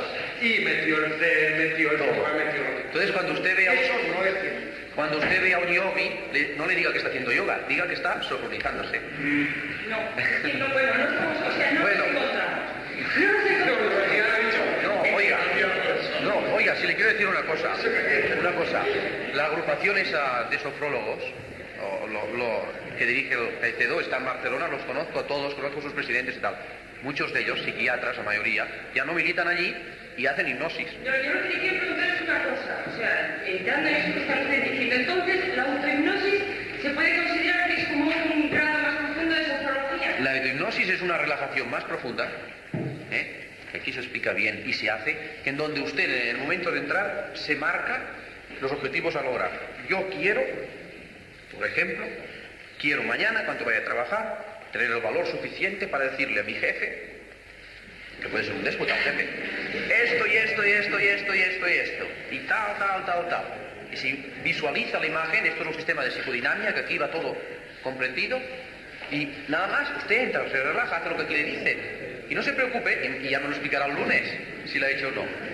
Entonces usted no tiene ninguna dependencia conmigo. Es decir, usted se lo puede hacer usted sola, pero como usted no sabe relajarse, quizás sí que sabe, no sé, y no sabe relajarse ni sabe darse las sugestiones de forma adecuada, pues un cassette le ayuda a hacerlo.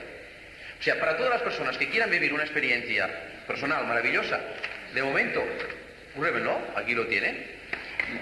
Yo quiero contribuir a zanjar un poco este tema de este problema siempre de la sofrología y la hipnosis, que es un problema siempre difícil de salir de él, diciendo lo que a mi juicio ha contribuido de una manera notable a sembrar la confusión.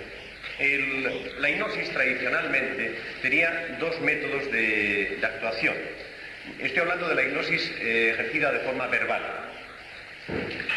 Uno consistía en que las sugestiones se daban de forma maternal, es decir, dando sugestiones al sujeto del estilo de ahora poco a poco te vas relajando, te encuentras cada vez mejor, la mano flota en el aire o cualquier otra sugestión de este tipo. En tono suave se llama maternal. Hay otra que es la paternal, que es la imperativa, cuando se le dice y ahora cuanto más intentases moverlo, menos podrías y más sueño tendrías. No hay posibilidad, es imposible. Esta es la paternal, la impositiva. Según el tipo de sujeto y hasta incluso según el momento, es conveniente, es conveniente, según el tipo de sujeto, es conveniente usar una o usar otra. Y dentro del propio proceso hay momentos que es muy bueno usar la paternal y otra vez es la maternal. Es más, de la paternal, la experiencia mía me dice que no es conveniente abusar porque eso traumatiza al sujeto, pero es conveniente hacerlo en algún momento. Bueno, estos dos métodos básicamente se han venido usando a lo largo de los siglos, con variantes se han venido usando. Pero el método que era más conocido y que ha prosperado más y que ha marcado un poco la imagen por su espectacularidad de la hipnosis es el segundo, es el paternal. Es decir, es el hipnotizador este de teatro que dice, ya no tienes más remedio, tal, te estás rígido y no te puedes mover. Esto es lo que realmente la gente lo identifica con la hipnosis, cuando en realidad el otro método era tan válido como este. Llega Caicedo y propone el método maternal, que era menos identificado con la hipnosis clásica. Y entonces empiezan a dar sugestiones, usted voluntariamente, yo soy un entrenador, yo no intervengo, yo le voy aconsejando a usted lo que tiene que hacer y solo usted va haciendo esto. Yo soy un entrenador, es decir, que yo no ejerzo ninguna fuerza sobre usted, no hay dependencia, de ahí la razón de lo que usted decía antes, no hay dependencia, etc. Pero ese método, como digo, es un método hipnótico. Exactamente, con todos los pronunciamientos de un proceso hipnótico. Yo he venido a complicar quizá un poco más la cosa, porque como he visto que había cantidad, como lo decía muy bien Sesma antes, 10 se puede sumar con 2 y 8 y etcétera. Bueno, como hay cantidad de métodos que conducen a una interiorización del estado de conciencia, y yo no estoy muy seguro que el yoga y la hipnosis sean lo mismo, porque hay matizaciones importantes. Entonces, he venido llamando técnicas y omega, por llamarlo de alguna manera, a todas aquellas que favorecen una interiorización del estado de conciencia. Y entre ellas está, por supuesto, los métodos maternales y los métodos paternales. Eso por supuesto. Entonces, no sé si con esto aclaro un poco el porqué, algo de la conclusión. Ahora el presidente lo ha aclarado, yo creo, del todo. De todos modos, en hipnosis hay muchas técnicas de inducción. Hay paternales, maternales y hay indirectas. Entonces no tiene por qué crearse una dependencia del hipnólogo. La autohipnosis se hace solo con una simple relajación y que lo que se hace es, si es por el sistema de la levitación de la mano, o uno mismo le levita la mano, claro, que cae en estado. No se crea dependencia nada y se despierta cuando se da la orden. Él mismo dice, dentro de media hora me quiero despertar. Dentro de media hora te despiertas. Quiero pasar del sueño hipnótico al fisiológico. Por la noche, dormir toda la noche. Pues duermes toda la noche. ¿Pasa nada? Vale, otra pregunta. Había otra intervención de Enrique Vicente. Enrique Vicente, perdona, que estaba antes, sí. Que había pedido antes, sí. Fundamentalmente había una pregunta un poco, con la cual pretendía cambiar un poco de sección y demás. Y normalmente se utiliza la hipnosis en ocasiones como concepto de prueba policial, creo. Quería hacer una pregunta sobre un caso que muchos hemos leído en el libro El viaje interrumpido de John Fuller, que este John Fuller, de paso, es autor, entre otros, de la supuesta autobiografía estadounidense, que de combate excluido también. Entonces, en este libro... Perdón, no he entendido esto último y me interesa mucho. Entre otros libros, sí. Creo que es interesante decirlo de paso, es autor de una biografía de Arigó, del curandero Arigó, y autor de la autobiografía de Uri Geller. O sea, Uri Geller no ha la autobiografía. Bueno, claro. Sí. Entonces, en el libro este viaje interrumpido, él habla de un caso que todos conocemos, de un matrimonio norteamericano, en el cual, a través de una serie de sesiones de hipnosis, parece ser, se da a entender que han tenido una suerte de contacto con extraterrestres. La pregunta que quería hacer, dado que este caso se da muchas veces por algunas personas como supuesta prueba de que existen los contactos, es hasta qué punto tiene valor probatorio, tanto desde el punto de vista de la hipnosis, ¿no? O sea, ¿hasta qué punto tiene valor probatorio este procedimiento al que se le sometió al matrimonio aquí? ¿Probatorio de que existieran estos extraterrestres? Sí, de que realmente este matrimonio haya tenido una experiencia objetiva. Bueno, no existe ninguna prueba. En hipnosis, en regresión, en el hipnoanálisis, que se regresa para buscar los traumas, se llega a situaciones periuterinas, intrauterinas, es decir, donde el sujeto adopta la posición fetal, de 9 meses, y luego pasa y da la impresión de que te está explicando la historia de su reencarnación, de su anterior vida. Pero ¿qué valor científico tenemos para demostrar?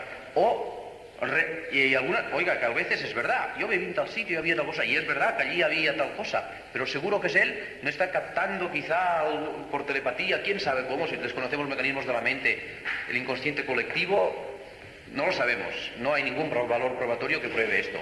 Lo único que se sabe es de regresión hasta cuando se nace, desde el momento que estás en el feto, sí, hasta la edad que tienes, esto sí tiene valor probatorio porque se comprueba que sí, que ocurre y coincide con las fechas y coincide todo. Ahora, antes no sabemos, o sea, puede haber sido dramatizaciones del subconsciente, como ocurre en ocasiones, fenómeno paranormal. Ya sabes, tú que estás en parapsicología, que hay dramatizaciones del subconsciente. Sí, justamente lo que quería preguntar era algo de la regresión hipnótica en el caso de supuestas reencarnaciones. Sí.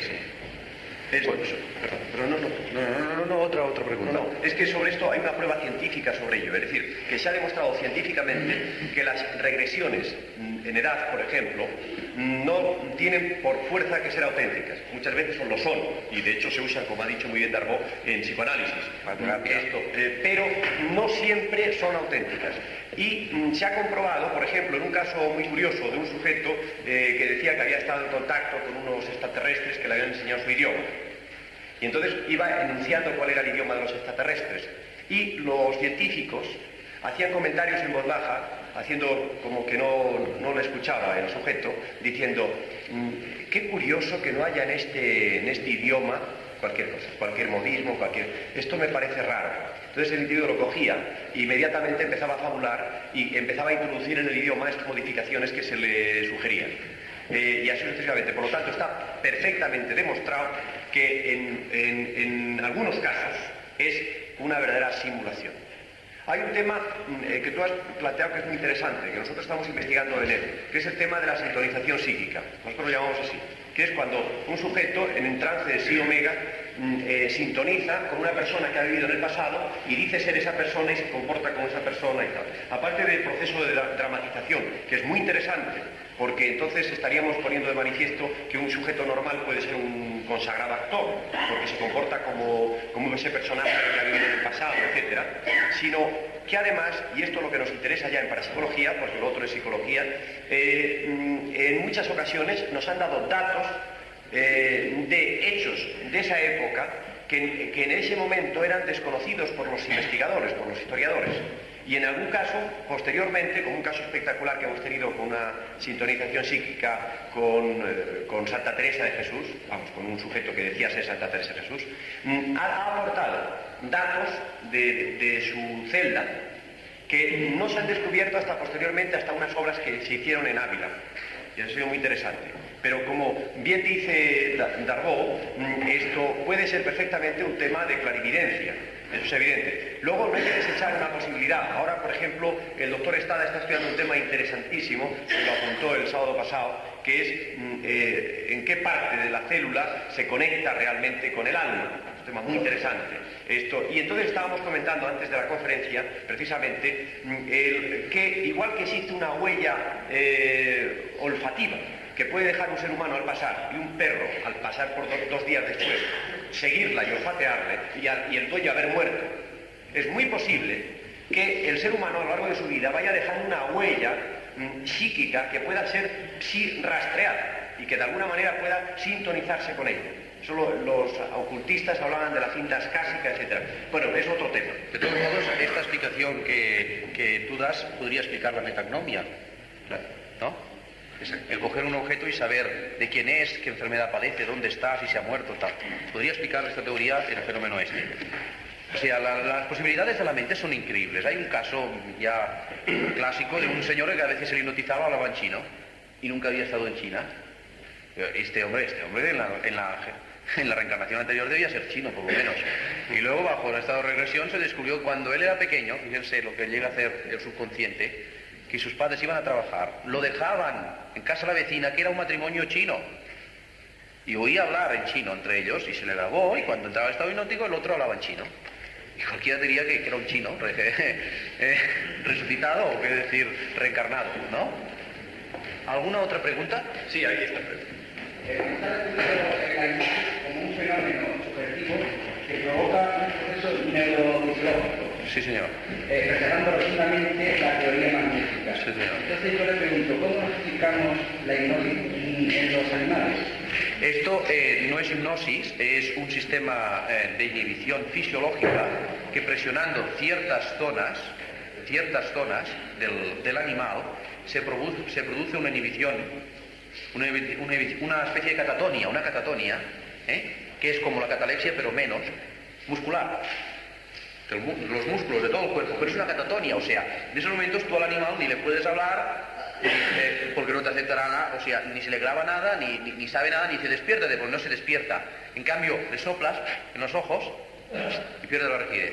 Quiere decir que... Eso no es hipnosis, es una catatonia producida, oiga, igual que en ciertos sanatorios psíquicos, no sé si lo sabrá, utilizan el golpe de Janssen, utilizan varios golpes, que es una hipnosis también, por llamarlo hipnosis fisiológica, que más es karate, ¿no? Es unas presiones en unas zonas del cuerpo, porque lo que no he dicho es que a mayor nivel intelectual, mayor facilidad para entrar en estado hipnótico, porque es mayor concentración, menos dispersión, mayor control del ser humano. Tú te vas a un sanatorio y allí no notizas a nadie, ni nadie te hace caso, ni respiran, ni te obedecen. Es imposible. Entonces estos sujetos hay que aplicarles unos métodos fisiológicos parecidos a los animales, pero no es...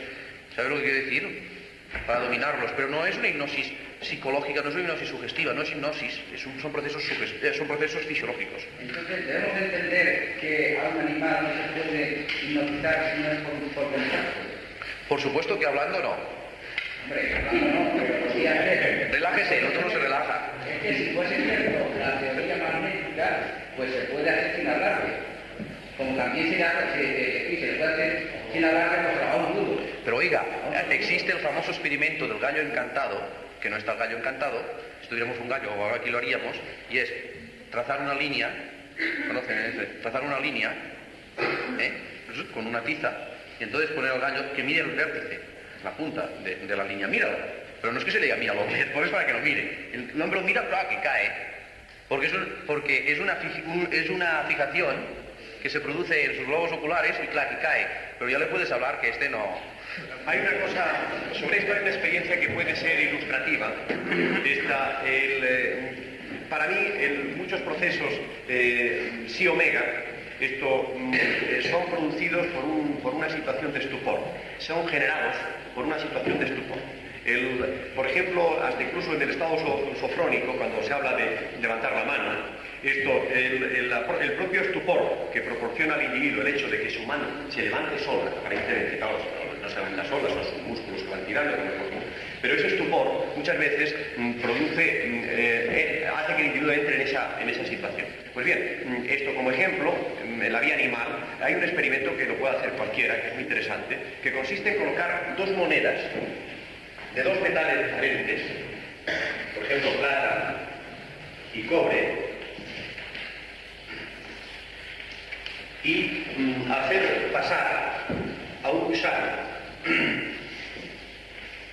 Cuando el gusano toca las dos monedas a la vez, se queda en estado de ratón. Y es porque la diferencia de potencial eléctrica, ese estupor que le produce esta situación nueva para él, que es la primera vez que se le produce una descarga de estas, le hace que el individuo, que el animal, quizá en un reflejo de la muerte, es decir, el individuo de alguna manera trata de reproducir un estado de muerte para no ser agredido, quizá inconscientemente por ahí tenga los tiros, esto se queda en esa situación durante mucho tiempo. Defendiendo la teoría de Ramos Pereira, diré una cosa que ustedes pueden practicar si tienen una gallina o un gallo o lo que quieran. Entonces ustedes lo cogen por las patas, que le mire fijamente, que él se fije en usted. Entonces, poco a poco, lo pueden ir, si quieren, subiendo o sin subir. Poco a poco le van dando, lo van torciendo, y el animal va cayendo y tienen que forzar el cuello hacia adelante. Y cuando llega un momento, cuando llega un momento que no puede más, ¡crac!, cae el cuello hacia atrás y cae así, por estupor catatónico. Esto es magnetismo de la mirada. ¿Por qué es? Pero es que yo no te explico por qué rechaza usted tan rotundamente la teoría magnética cuando eso corrobora en parte esa teoría. ¿La magnética? La magnética, sí. No. Vamos a ver, una persona es una pila de bioelectricidad. Entonces, si de una técnica especial comunica un flujo de electricidad a otra persona, al circular ese flujo de electricidad produce un campo magnético que puede alterar o que puede ser la causa que provoca ese proceso neurofisiológico. Porque la teoría magnética, lo que he dicho es que no está demostrada científicamente. ¿He dicho esto o no? Entonces, como yo estoy hablando... Pero un momento, señor Sesma, déjeme hablar un momento. Yo estoy diciendo que no está demostrada científicamente, ¿eh? Y entonces, lo que estoy diciendo es que como no está demostrada científicamente, y se ha demostrado que de hecho por magnetismo uno no se duerme, se puede dormir por su cuestión visual, si quieres, por un estímulo visual, pero no es necesario que sea magnetismo. Puede haber incluso potencialidad, sí, que influya para ti, sobre ti para que te duermas, pero no tiene por qué ser nada magnético. Pero bueno, ahora puede ser un individuo que verdaderamente no pueda o no darse la sujeción. Y si conseguimos que pase al estado hipnótico, pues eso puede ser una prueba. ¿Por magnetismo? Por magnetismo. Pero quién sabe si es... El magnetismo sí que existe, por supuesto. Y la bioelectricidad. Yo no niego no niego que exista el magnetismo, claro que existe un magnetismo, y claro, y hay brújulas y todo, eso no lo voy a negar ahora. Lo que digo es que no está demostrado el magnetismo animal, como hipnosis no está demostrado. Como hipnosis no está demostrado. El magnetismo animal. Porque toda la electricidad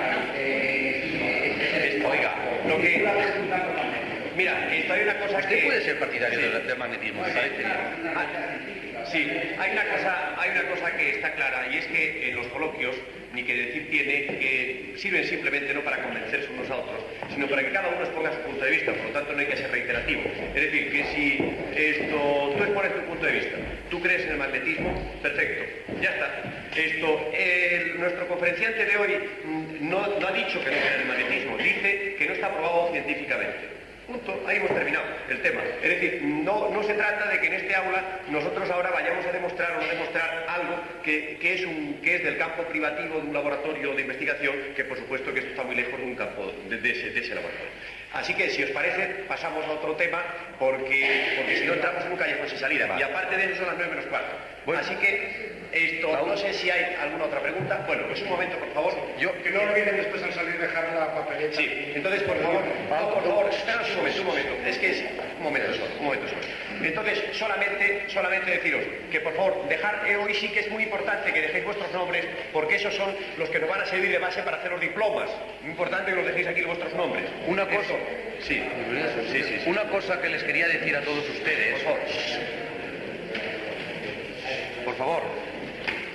Una cosa que les quería decir a todos ustedes es que yo me ofrezco, si ustedes tienen dudas sobre hipnosis, quieren saber algo, si ustedes escriben, por ejemplo, yo me ofrezco a través de la revista Telepsiquia, que tiene una sección que se llama Consultorio, si ustedes escriben aquí la revista, a través de esta revista, como hay allí especialistas además en hipnosis, hay muchos y sofrólogos, a todas sus preguntas se las vamos a contestar a través de la revista, y así las contestaciones serán de interés público para todos, gratuitamente. Les quería decir otra cosa, que para los miembros de la Sociedad Española de Parapsicología hemos conseguido, del editor de la revista, que no soy yo, aunque estoy haciendo promoción, que esta revista, que vale 100 pesetas el número, que para los que son socios de la Sociedad de Parapsicología, una suscripción para todo el año les valga solamente, en vez de 1.200 o 1.900 pesetas. Solamente para los socios, nadie más lo tiene, en toda España, solamente los socios de la Sociedad Española de Parapsicología. Lo mismo que estos cassettes, los que quieran hoy o cuando quieran relajarse, practicar la autohipnosis, la psicodinamia, también hemos conseguido un 10% de descuento sobre estos cassettes. Si alguno de ustedes necesitan alguno o quieren información, aquí a la salida les podrán, aquí a su mano derecha al salir, suministrar información o facilitarles el material que deseen. Yo les agradezco la atención que están dispensando por las ciencias psíquicas y por la hipnosis en particular. Muchas gracias y buenas noches. Pues bien.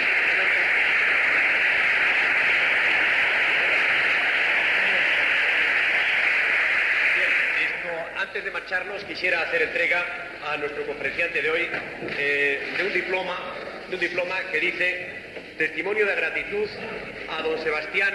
Por favor, un momento, por favor. A don Sebastián, ¿quiere ser por favor, es para la fotografía? Sí, gracias. El testimonio de gratitud a don Sebastián D. Arbonés por la magnífica labor de divulgación realizada en favor de la parapsicología científica, dado en Madrid a 7 de mayo de 1977, firmado por el secretario general y por mí. Así que con nuestro aplauso despedimos al... Gracias.